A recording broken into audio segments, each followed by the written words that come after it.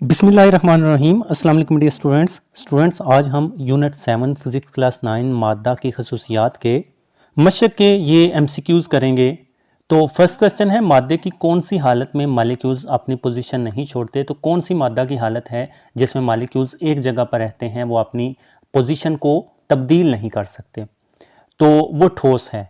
तो यहाँ पर अगर हम देखें, ये हमारे पास ठोस इसाम में पार्टिकल्स हैं या मालिक्यूल्स हैं, बहुत तरतीब में होते हैं, एक दूसरे में फंसे हुए होते हैं। तो ये जस्ट अपनी पोजीशन पर वाइब्रेटरी मोशन करते हैं आगे पीछे, बस अपनी जगह को छोड़ छाड़ के दूसरी जगह पर नहीं जा सकते। ठीक है।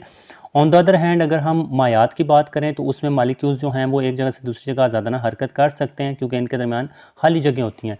और गैस के तो क्या कहने, इनके दरमियान तो बेशुमार खाली जगह होती हैं। तो ये तो आज़ादाना हरकत करते रहते हैं, अपनी पोजीशन छोड़ देते हैं। ठीक है। तो ओके स्टूडेंट्स, इन फिगर से आपको अंदाज़ा हो चुका होगा कि जो ठोस पार्टिकल्स हैं वो अपनी जगह को छोड़ते नहीं या अपनी पोजीशन तब्दील नहीं करते। ठीक है। अच्छा, कौन सी शय या धात सबसे हल्की है। तो ये मेटल्स दिखाई गई हैं यहाँ पर 4। तो ये कौन सी सबसे हल्की है। कॉपर, इसकी डेंसिटी ज़्यादा होती है, मरकरी की भी ज़्यादा होती है, सीसा की भी ज़्यादा होती है, एल्यूमिनियम की कम होती है। ये मैं आपको रेफरेंस देता हूँ इसका। ठीक है। तो जी स्टूडेंट्स, यहाँ पर इस पेज पर देखें तो मुख्तलिफ अशिया की डेंसिटी दिखाई गई है। ठीक है। तो ये शीशा, पानी, तो ऊपर ये मेटल्स नहीं है, मेटल्स यहाँ से शुरू हो रही हैं। ठीक है। तो हमारे पास एक एल्यूमिनियम है एंड जो एमसीक्यूज़ में पूछे गए हैं, फिर उसके बाद कॉपर का पूछा गया है, सीसा का पूछा गया है और मरकरी का पूछा गया है। इन 4 का पूछा गया है। ठीक है। तो एल्यूमिनियम की डेंसिटी जो है वो 2700 किलोग्राम पर क्यूबिक मीटर होती है, जो कि कॉपर से कम है। कॉपर की जो है वो 8900 होती है एंड इसी तरह से सीसा की 11200 होती है, ये बहुत ज़्यादा है। और मरकरी की तो देखें 13600 है। सो सबसे जो कम डेंसिटी है वो एल्यूमिनियम की है, 2700 किलोग्राम। यहाँ पर मैं ऊपर अगर आपको दिखा पाऊँ, ये देखें, ये यूनिट है किलोग्राम पर क्यूबिक मीटर। ये 2700 एल्यूमिनियम की है। एल्यूमिनियम इन चारों में से सबसे हल्की मेटल है। ठीक है। हल्की मेटल है, तो ऑप्शन सी जो है इसका करेक्ट है। ठीक है। अच्छा, आगे है, सिस्टम इंटरनेशनल में प्रेशर का यूनिट पास्कल है और 1 पास्कल बराबर होता है।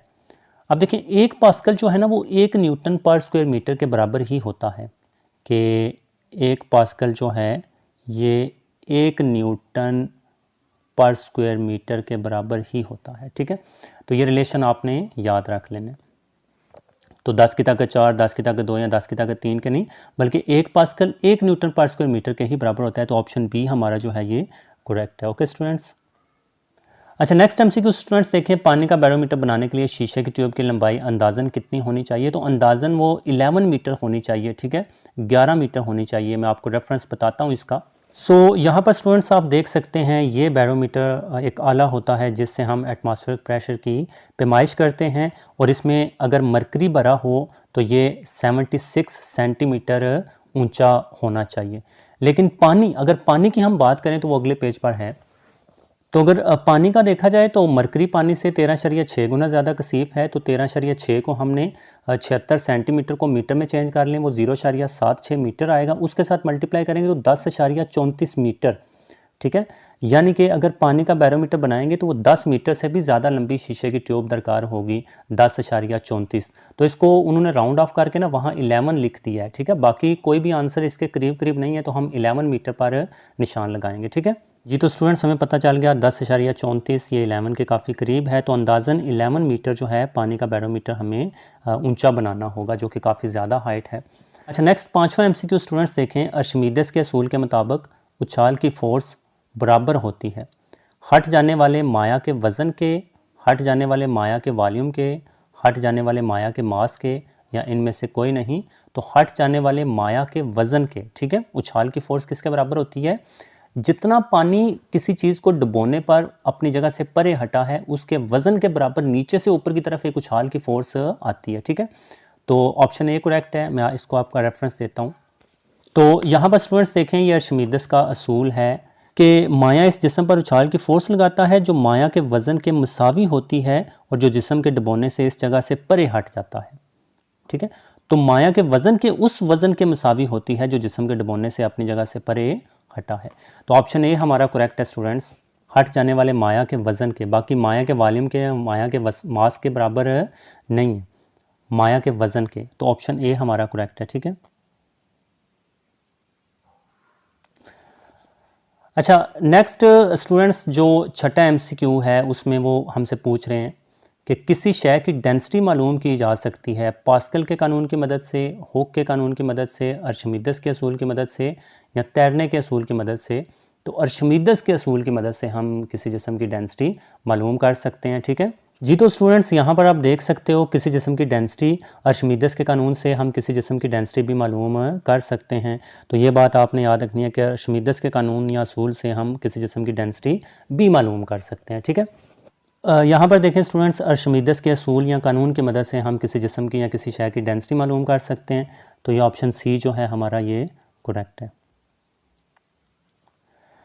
अच्छा, नेक्स्ट क्वेश्चन में है हुक के कानून के मुताबिक स्ट्रेस ज़रब स्ट्रेन बराबर कांस्टेंट नहीं, स्ट्रेस तकसीम स्ट्रेन बराबर कांस्टेंट। जी हाँ, ये वाला हुक का कानून होता है स्ट्रेस तकसीम स्ट्रेन बराबर कांस्टेंट।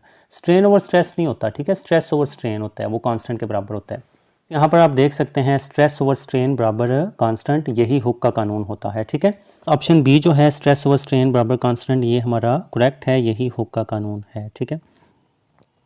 अच्छा, नेक्स्ट एमसीक्यू देखें स्टूडेंट्स, नीचे दिए गए किसी स्प्रिंग के फोर्स एक्सटेंशन ग्राफ को एक ही स्केल पर बनाया गया है। तो ये 4 हमें फोर्स एक्सटेंशन के ग्राफ्स दे दिए गए हैं और क्वेश्चन नीचे पूछे गए हैं।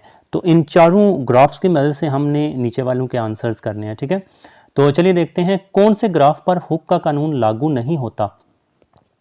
अब हुक का कानून क्या है? इलास्टिक लिमिट के अंदर स्ट्रेस और स्ट्रेन एक दूसरे के डायरेक्टली प्रोपोर्शनल होते हैं, यानी कि जो लंबाई में इजाफा है वो लगाई गई फोर्स के डायरेक्टली प्रोपोर्शनल होता है।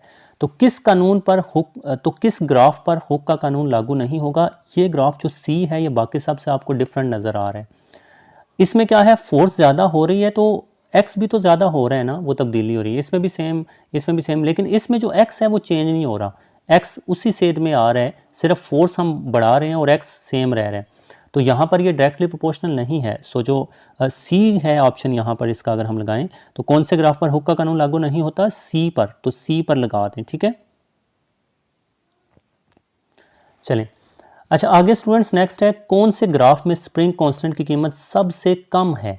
अब स्प्रिंग कांस्टेंट का फार्मूला क्या होगा? यहाँ पर अगर मैं लिखूँ तो स्प्रिंग कांस्टेंट के होता है, ये बराबर होता है एफ ओवर एक्स के। ठीक है, तो चलें, अब F हमारे पास क्या है? फोर्स। तो सबसे कम कब होगी? अगर फोर्स कम है और लंबाई में इजाफा ज़्यादा हुआ या x ज़्यादा हुआ। तो किस में फोर्स कम है? अगर मैं इसमें, ये देखें, इसमें क्या है, अगर मैं इसको ऊपर से नीचे सेध करके आपको ना बताऊं यहाँ तक, तो इसकी फोर्स ये है ना, यहाँ से लेकर यहाँ तक, और x की सेध अगर मैं करूँ तो x ये है, ये यहाँ से लेकर यहाँ तक। तो फोर्स इसकी कम है और x ज़्यादा है, ये देखें, यहाँ से लेकर यहाँ तक। तो इसका जो, अगर ऊपर चीज़ कम हो और नीचे ज़्यादा हो, हम डिवाइड करें तो k की वैल्यू कम ही आएगी ना। हाँ, तो D में जो स्प्रिंग कांस्टेंट है उसकी कीमत सबसे कम है। ठीक है, तो D पर आपने जी निशान लगा देना है। ठीक है, अच्छा नेक्स्ट देखें, कौन से ग्राफ में स्प्रिंग कांस्टेंट की कीमत सबसे ज़्यादा है? अब ये इसका उल्ट कर देना है। तो सबसे ज़्यादा स्प्रिंग कांस्टेंट की कीमत कब होगी? जब फोर्स ज़्यादा होगी और एक्स लंबाई में इजाफा कम होगा, एक्सटेंशन कम होगी। तो चलिए देखते हैं किस में फोर्स ज़्यादा है और एक्सटेंशन कम है। तो इसमें देखें जी, तो ये फोर्स है यहाँ से लेकर यहाँ तक और एक्सटेंशन जो है वो यहाँ तक है। तो इसमें देखें, अब इसमें क्या है, फोर्स और एक्सटेंशन ऑलमोस्ट इक्वल है ना, और इसमें फोर्स ज़्यादा है और ये लंबाई में जो इजाफा हुआ है ना वो यहाँ तक है, तो ये कम है। तो इसमें जो स्प्रिंग कांस्टेंट की कीमत होगी वो ज़्यादा होगी, ए में ज़्यादा होगी। ठीक है, सो ए जो है इसका आंसर है ये वाला।